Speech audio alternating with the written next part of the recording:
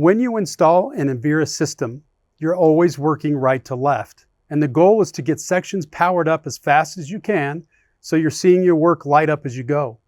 First, the controller. That goes in before anything else. If the power supply is on the right side of the house, install it now too. If the power has to come from the left side, temporarily set the power supply on the right with an extension cord. You just need power at the controller while you install. You'll relocate it at the end.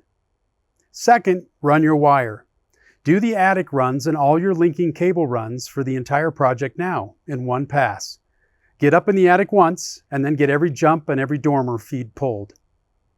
Third, you'll start your track install, but build corners first so that they're perfectly aligned. Then work your way back to the power on the right. If you're doing a base track installation, make sure to keep the base staggered with your top track so the seams don't line up.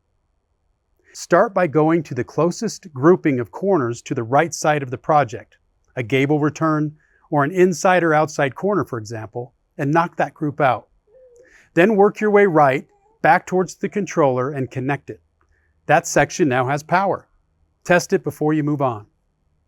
From there, you're just repeating a pattern. Jump to whatever comes next, moving left, another grouping of corners or a peak, whichever you hit first.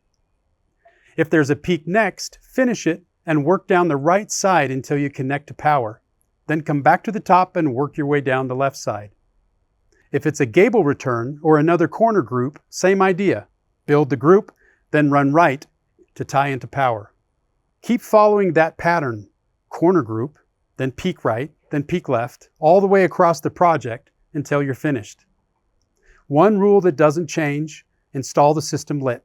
The only time your lights should be off is when you're splicing. If you install lit, you can catch a bad connection at the moment you make it, instead of chasing it across the whole roof line at the end of the day.